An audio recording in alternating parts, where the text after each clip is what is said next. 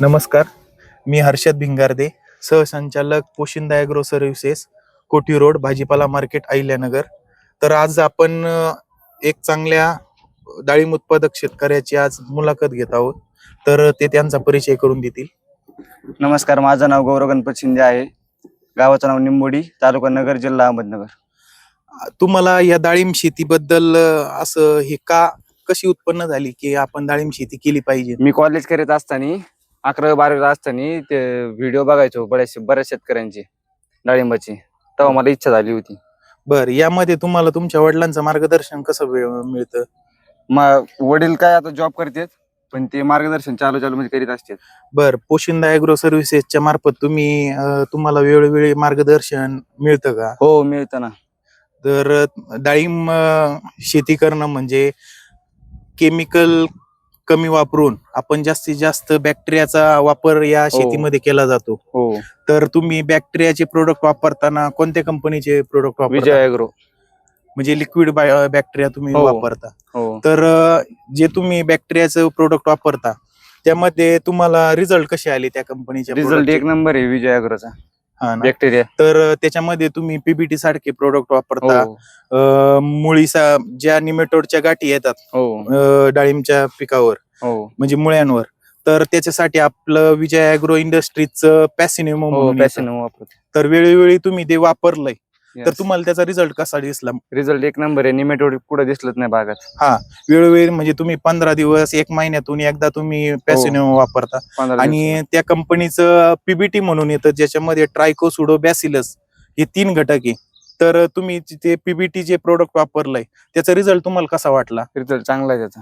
सिटिंगच्या timing पासून तुम्ही combo 300 म्हणून हो. निमकरंज येतं, हा, म्हणजे तेल्या रोगासाठी पण ते काम करतं आणि जे थ्रिप्सचा याचा अटॅक असतो हो. त्याच्यावरती काम करतं. तुम्हाला त्याचा रिझल्ट दिसला का? रिझल्ट कॉम्बो एक नंबर होता. 300. हो, बर बर. आणि वेळोवेळी तुम्हाला सागर शेटकरंडे तसेच विजय ॲग्रो इंडस्ट्रीजचे शेकडे सर हो, योग्य वेळी मार्गदर्शन करतात. हो, तर त्यांच्या कन्सल्टन्सीच्या याच्यानुसार तुम्ही असं सॅटिस्फाय आहात का? येस, योग्य हो. वेळी तुम्हाला मार्गदर्शन मिळालं, हो, त्याच्याबद्दल तुम्ही सहमत आहात? हा. तर तुम्ही हा जो बाग धरलाय, हा याची लागवड किती दिवसापूर्वी केलेली होती? 18 महिने झाले असतील. 18 महिने, म्हणजे हे पहिलंच प्रोडक्शन तुम्हाला धरलंय. हो, आणि जी सेटिंग लागलेली होती, हो, या सेटिंग मध्ये तुम्हाला काही फळं काढण्याची वेळ आली का? हो, जादा सेटिंग झाली होती. सेटिंग तुम्ही थिनिंग केलंय, हा, थिनिंग केल्यानंतर तुम्ही एवढे फळं ठेवलेत. येस. तर तुम्हाला असं हे साईज मध्ये तुम्हाला काही चेंजेस दिसतोय का? साईज होतीये बागामध्ये? हो, साईज होती ना. तेलाचा काही प्रादुर्भाव दिसला नाही का? नाही, कुठंच नाही. कुठंच नाही.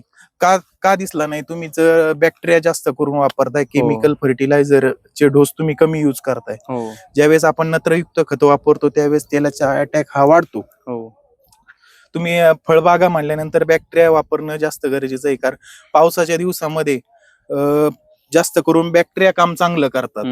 आज तुमच्या झाडांची 18 महिन्याचं प्रोडक्शन आहे, पण फळांची साईज तसं झाडाची हाईट कमी असताना सुद्धा एवढे फळं झाडावर चांगले दिसत आहेत. हो, आणि नक्कीच तुम्हाला मला तर असं वाटतंय की चांगलं प्रोडक्शन निघल येस. आणि मार्केटमध्ये रेट तुम्हाला चांगला भेटलच, कारण डाळिंब क्षेत्र हे मार्केटमध्ये सध्या कमी झालेलं आहे. हा, याच्यातून तुमचं प्रोडक्शन जर वाढलं, पुढच्या वर्षी तुम्ही याच्यापेक्षा चांगलं काढू ना. उत्पन्न काढू शकता. हो, जर तुम्ही हे तुमचं पहिलंच वर्ष असल्यामुळे तुम्हाला याच्याबद्दल ज्ञान कमी होतं, पण पुढच्या वर्षी जसं जसं तुम्ही बहार धरत चालता हो, तसं ज्ञान तुम्हाला वाढत जाईल. ज्ञान चांगलं मिळत जाईल.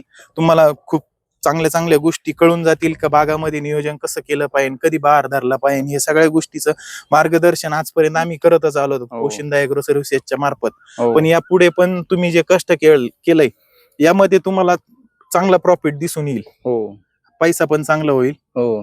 तर अजून तुमच्या काही अडचणी आहेत का पुढं मार्केटसाठी काही मार्गदर्शन? नाही, ठीक आहे. तसं काही म्हणजे पुढे तुम्हाला मार्केटमध्ये फळं पाठवताना तुम्ही वाशी मार्केटमध्ये पण पाठवू शकता, किंवा पण जागेवर पण देऊ शकता.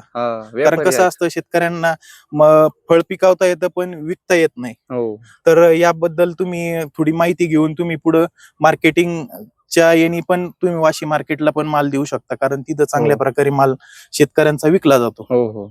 आणि खूप सारे शेतकरी जे पोशिंदा ॲग्रो सर्व्हिसेसच्या मार्फत जोडले गेलेले आहेत. नक्कीच पोशिंदा ॲग्रो सर्व्हिसेस त्यांना योग्य वेळी मार्गदर्शन करून नक्कीच त्यांचा उत्पन्न कसं वाढेल याच्याकडे लक्ष दिलं जातं. आज तुम्हाला पोशिंदा ॲग्रो सर्व्हिसेसच्या सर्व्हिस बद्दल काय वाटतंय? अतिउत्तम सर्व्हिस आहे. हा. काही अडचण येत नाही. वेळोवेळी व्हिजिट करतात बागाला. दर संडेला व्हिजिट असते त्यांची. त्याच्यामुळे बागाच ओके. आणि म्हणजे जे प्रोडक्ट वापरले जातात पोशिंदा ॲग्रो सर्व्हिसेसच्या मार्फत, ते प्रोडक्टचा रिझल्ट तुम्हाला कसा वाटतो? रिझल्ट अतिउत्तम आहे. हा. त्याच्यामुळेच आपली बाग आता चांगली. बरं.